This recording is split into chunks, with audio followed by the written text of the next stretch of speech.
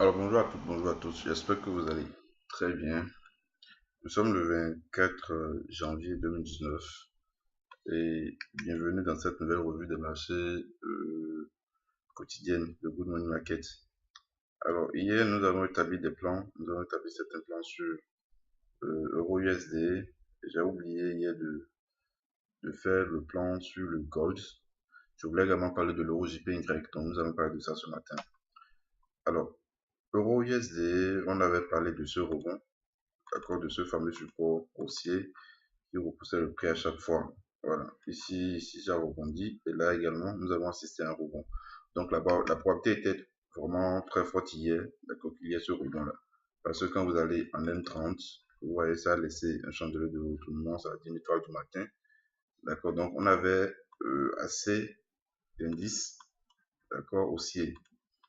Alors, c'est vrai que nous avons eu même la cassure de cette petite résistance baissière et ici en H1, mais nous avons un niveau à franchir avant d'avoir des perspectives haussières, d'accord, pour aller chercher la résistance baissière que nous avons tracée ici. Voilà. Alors, nous avons le niveau des 1,1400. D'accord, il faudrait qu'on ait une clôture au-dessus de 1,1400 pour aller chercher d'autres niveaux plus hauts, notamment les 1,1450 qui avaient servi de support résistance à un moment donné. Voilà, 1,1450, cette zone ici. D'accord, avant, bon, si possible, d'aller chercher la résistance baissière que nous avons tracée ici. En tout cas, nous sommes dans un suivi de consolidation, mais il y a ce support-là qui repousse le prix à chaque fois. Donc, le plan sur USD, c'est très simple. Nous allons attendre la cassure des 1,1400 pour pouvoir entrer à l'achat. Pour la vente, le scénario n'a pas changé. Nous allons toujours attendre la cassure de ce support haussier, d'accord, avant de chercher à prendre la vente. Donc, nous allons surveiller ça au cours de la journée. Donc, je disais tout à l'heure que je n'avais pas parlé du gold hier. Voilà. Le gold, voici la configuration dans laquelle nous sommes. Toujours en range. D'accord. Toujours en range. Voilà. Donc, le range 1276, 10, 1288, 13. D'accord. Donc, nous allons surveiller la cassure de ce range. Je vais augmenter un peu le zoom. Voilà. Donc là, même après cassure de ce support aussi, vous voyez qu'il passe par ces creux là. Ce serait pas bon, à moins qu'on ait un M15. Là, on aura un peu d'espace. Voilà. Donc, si cassure en M15, si clôture en dessous, on pourra vendre pour aller chercher la bonne inférieure du range. Donc, les 1276, 10. D'accord. Mais vous ne pouvez pas prendre la position en H4 ou en H1 parce que vous ne pourrez pas attendre la clôture de la bougie. Sur cette unité de temps là, la seule bougie peut aller chercher directement le support que nous avons tracé ici.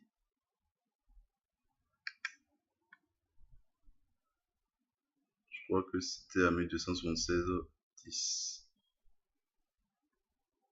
Voilà. Donc, nous irons en M15 pour prendre la position, si cassure du support que nous avons tracé. Mais le véritable niveau, d'accord, à franchir, c'est le support haussier que nous avons tracé, bien évidemment. Donc, ce support haussier là. Et, excusez-moi, le support des 1276, 10, du moins, d'accord. Donc, si cassure des 1276, 10, alors là, nous allons entrer à la vente, direction le prochain support haussier que nous avons tracé. D'accord, bien sûr, en tenant compte de ce niveau-là. Donc, probablement 1265, 34. Donc, nous allons également suivre cela. Ça, c'est le plan à la vente. Le plan à l'achat, c'est simple. D'accord? On a la bonne supérieure du range ici à chercher à prendre. Toutefois, ça peut également laisser un chandelier de retournement ici. On ira scalper ça en M15. Maintenant, même avant la cassure, d'accord, celui qui va rater peut-être le rebond ici, je crois que nous avons une petite résistance baissière que nous pouvons tracer, passant par les sommets ici. Voilà. Donc, si cassure par l'euro, là également, on peut rentrer à l'achat. Ça va même faire un triangle descendant. Comme ce que nous avons eu ici, nous avons parlé de ça la semaine passée dans notre canal Telegram. Donc, pour tous ceux qui ne sont pas encore dans le canal, vous aurez le lien sous la vidéo. Cliquez dessus, ça vous allez directement rejoindre le canal. On envoie beaucoup d'analyses, de plans de trading là-bas. Alors, donc ça, c'est le plan pour le gold. Donc, on attend cassure 1276 pour rentrer à la vente, pour aller chercher la 1265.34. D'accord, ou rebond ici, ou pas prudence, d'accord, on attend carrément la cassure de cette petite résistance baissière pour aller chercher la bonne supérieure du range.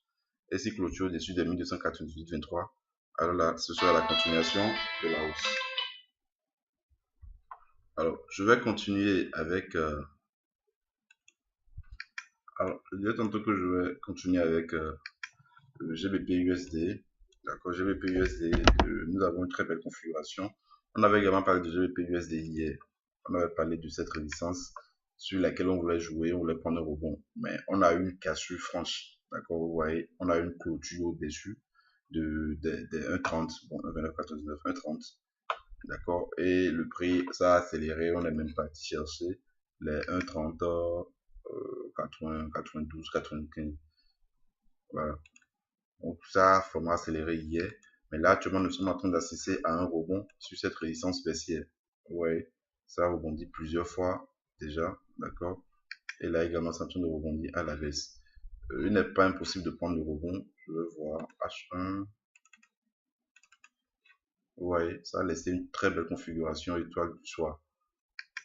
Étoile filante du moins. D'accord. Maintenant, si vous n'avez pas pris la position, moi également, je ne l'ai pas encore pris. Pas encore pris. Ici, nous allons attendre, voilà, la cassure de ce petit support aussi, parce que ça peut également rebondir, on ne sait jamais. Et n'oubliez pas que c'est GBP, donc c'est très volatile. Compte tenu des négociations sur le Brexit, d'accord, compte tenu des négociations sur le Brexit, nous allons vraiment faire attention sur GBP. Alors, donc le plan ici serait d'attendre la cassure des 1200 et des 1.3056 pour pouvoir entrer à la vente. Ça peut également former un double top, d'accord. Revenir sur ça, sur ce niveau qui va peut-être former une ligne de coup, le parti former un deuxième sommet avant de finalement de casser. Nous allons quand même surveiller ça au cours de la journée.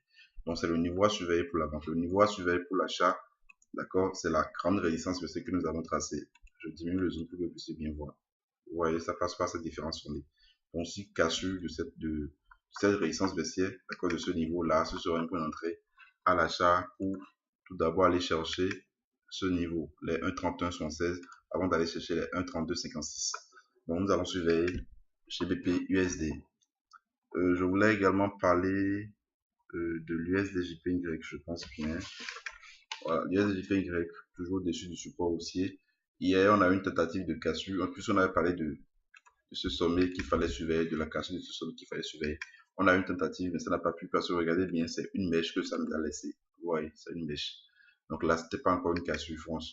Donc, il faudrait attendre aujourd'hui la cassure, une clôture dessus des 109,88 pour prendre l'achat. Toutefois, on a quand même ce support aussi également qui est bon. Donc, ça peut également casser par le bas. Nous allons surveiller. Et j'avais également parlé de cette zone qui peut également s'avérer être une dérive latérale. Donc, un petit range. Donc, nous allons attendre la cassure des 109,88 pour entrer à l'achat ou des 109,11 pour entrer à la vente. Donc, nous allons surveiller cela. Je voulais, avant de finir, je ne vais pas oublier EuroJPY. Voilà.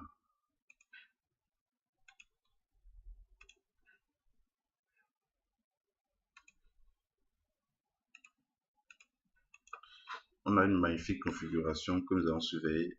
La cassure de ce niveau-là va nous permettre d'avoir une forte accélération haussière sur EuroJPY.